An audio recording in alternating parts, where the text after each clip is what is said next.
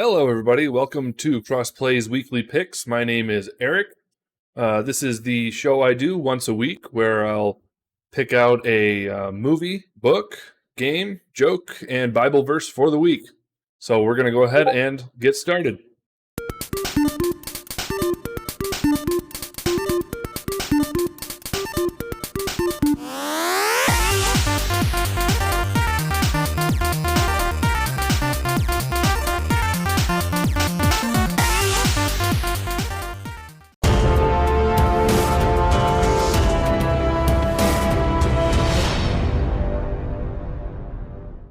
So the movie I want to talk about this week is Unbreakable. Now, this is directed by M. Night Shyamalan, who's probably most famous for The Sixth Sense.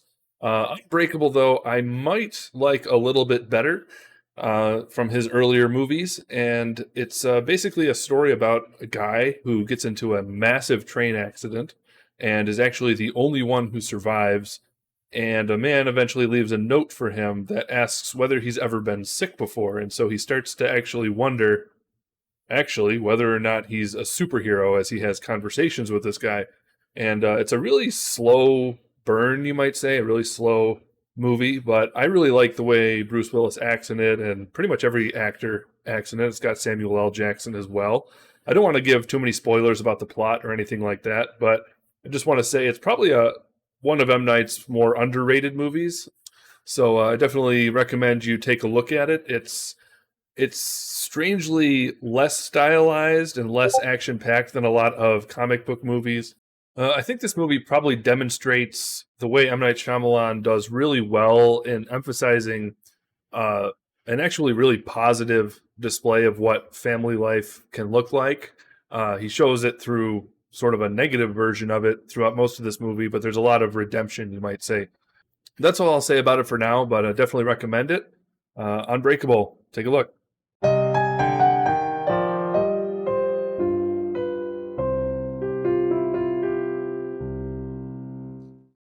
Okay, so the book that I want to recommend for this week is called Out of the Silent Planet. This is the first book in a trilogy it's called the Space Trilogy, written by C.S. Lewis. My favorite book out of the three is actually probably the second one, called Pearlandra, but I want to recommend the first one because it is pretty good to start from the beginning of the trilogy. In a strange ways, the three books in the trilogy do actually stand by themselves pretty well, but I would definitely recommend all three, and that you start with Out of the Silent Planet.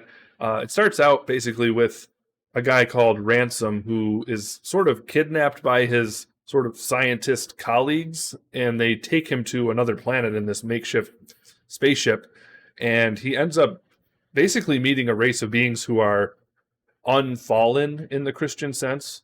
And it's a really interesting display of how a fallen race might interact with an unfallen race. And one scene that really sticks out to me is when one of the sort of evil scientists, friends of his, wants to take over the planet. Ransom learns the language before his colleagues do, and he has to translate for this basically evil scientist who's trying to take over the planet. And it's this really interesting display where he's not very good at translating, so he has to really speak in simple terms. And it kind of shows this sort of evil, fallen human mindset that sounds very lofty, but it's shown to be actually very stupid. It's a really interesting scene, and that's just one thing that stands out to me in the book. But again, I won't spoil it all. Take a look at it, Out of the Silent Planet by C.S. Lewis.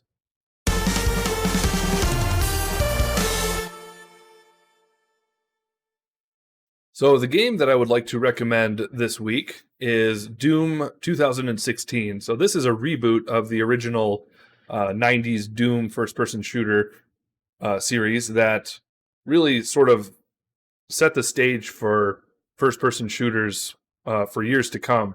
And this is really an excellent reboot. It received really high praise because they really kind of captured the mood of the original Doom series in a way that Doom 3 from the early 2000s didn't quite, even though a lot of people like Doom 3. But this reboot in particular, and Doom Eternal after it, really recaptured something special from the 90s. So I'm going to show you sort of the intro to the game, and then you can decide for yourself whether you want to play it. I will warn you, it's a Doom game, so it's It's particularly violent and gory, but if that's your thing, then perhaps take a look. Alrighty, so here we are in Doom 2016. I'm going to go ahead and start a new campaign. We'll do it on ultraviolence, which is the gentleman's way to play, as they say. Something they really captured is sort of the rapid way in which the game starts. So once we're loaded here, we'll jump into it. They are rage, brutal, without mercy. But you will be worse. Rip and tear until it is done. So here we go.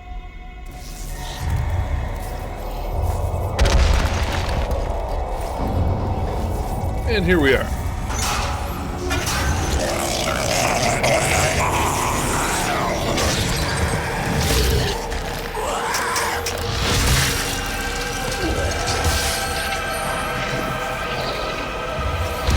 Gotta grab that gun, and here we go. Gotta go for those headshots. All right. That's something they took out of the sequel, was the pistol start. But notice how sort of lean and simple the introduction is. You really have to learn what the plot is by observation in a lot of ways. We have to contain this. We can go in here now. Get our suit.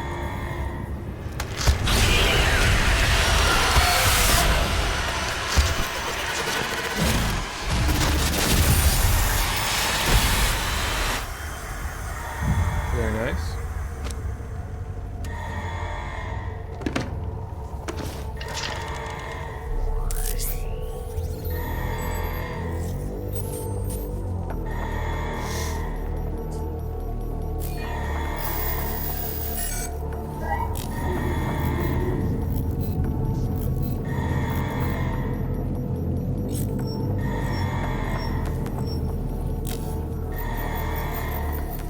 Scanning. Cannot determine the cause of the demonic invasion until the Resop satellite is brought back online.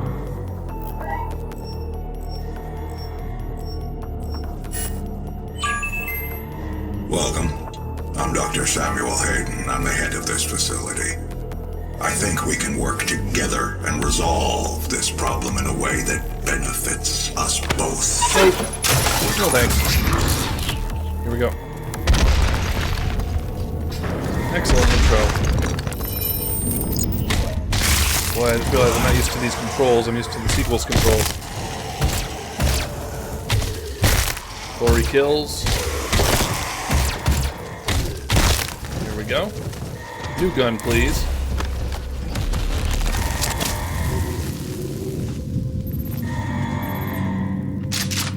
Open, please.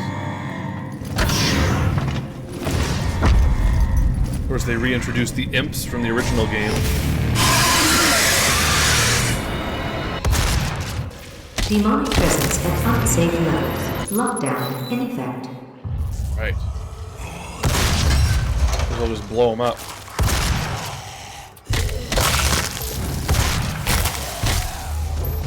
Go.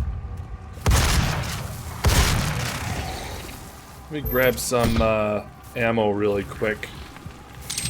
So we want to be full for this part. So here we activate the first fight. Gotta be careful here because I'm on ultraviolence. Whoa, baby. Forgot I don't have double jumping yet. Whoa, baby. Demonic presence at unsafe levels. Lockdown in effect. Where are they? Let me up here. Rule of this game is you cannot hold still, or you will be doomed.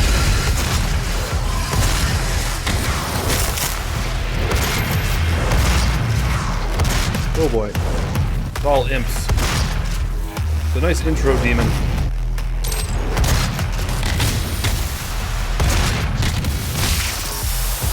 Who else? Whoa. Out of the air, come on. Demonic presence at unsafe level. Lockdown. Whoa, baby. kill you quick if you're not careful. Demonic presence eliminated. All right, we got him. Lockdown disengaged. And then the exit will open up.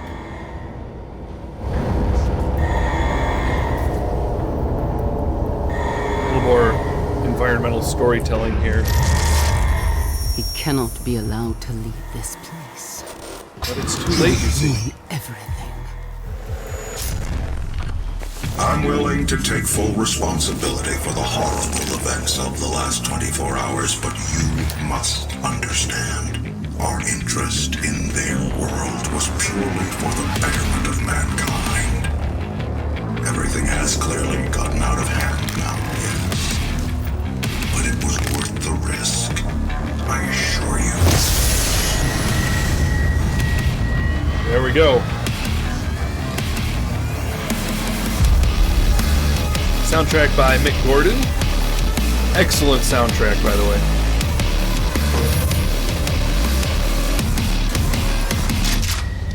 Alright, and then you begin your journey on Mars. So there is my pick for the game of the week, Doom from 2016. It's an excellent reboot, so feel free to take a look at it.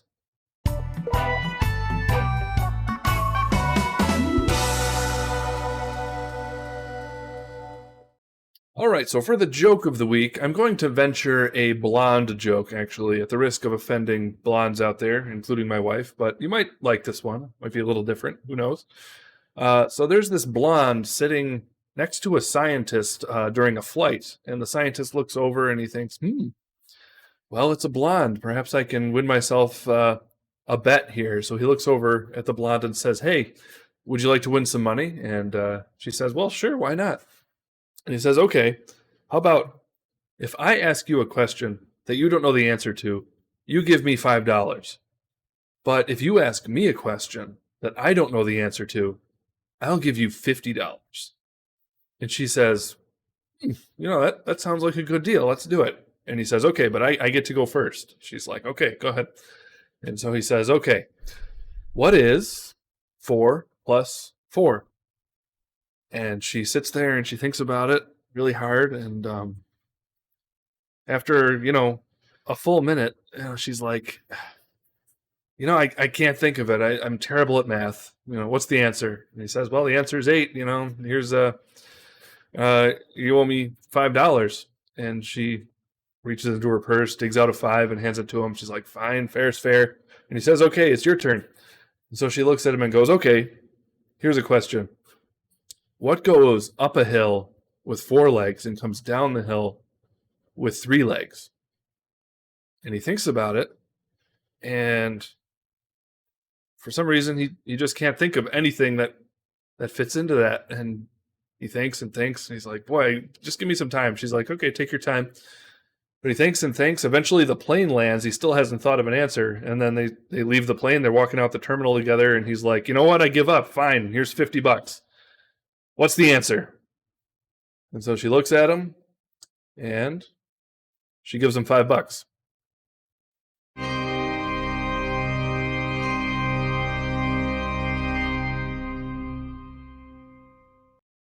All right, so for the verse of the week, we're actually going to look at the Gospel of John. So this comes from John chapter 7 in verse 15. So this is when the disciples are basically asking Jesus about his authority, and this is after he's been, questioned and challenged by the Jewish leaders of his day, and basically they're asking the question, like, how can we know where your authority comes from? And he answers it this way. So starting in verse 15, it says, the Jews therefore marveled, saying, how is it that this man has learning when he has never studied? So Jesus answered them, my teaching is not mine, but his who sent me. If anyone's will is to do God's will, he will know whether the teaching is from God or whether I am speaking on my own authority. So we'll stop there. The rest of the passage is, it builds on this even more, but really the insight that was actually pointed out to me in this passage by John Piper, he's a favorite preacher of mine. He pointed out this idea that's in this text. Oftentimes people will challenge this idea and be like, how can we really know that Jesus is, the way to God? That Jesus is truly from God. And what Jesus points out is that that question is not really an intellectual question. It's much more of a heart question. It's a will question, you might say. And what Jesus basically says is, if you want to please God, if you want to know God, then you're going to know when you're hearing words that are from him. Oftentimes we think we want to know God, but we really don't. There's a resistance in us. But Jesus says, if your will is to do God's will, then you'll know whether or not I'm telling you the truth. And so when God grants someone, repentance from rebelling against him, or grants them, a willingness to seek God, then suddenly there's an opening of our eyes, that we begin to see Jesus for who he is, that we begin to see Jesus as someone who told the truth, that he is the Son of God who came for us. So I found that very helpful when I heard it. Really bolstered my faith in a lot of ways. So contemplate it and think about it, and that'll about do it for our picks for the week. So thank you for joining us this week. My name is Eric. Again, if you're new to the channel, make sure you subscribe and leave a like if you enjoyed yourself, and we'll see you around in the next video. Talk to you later.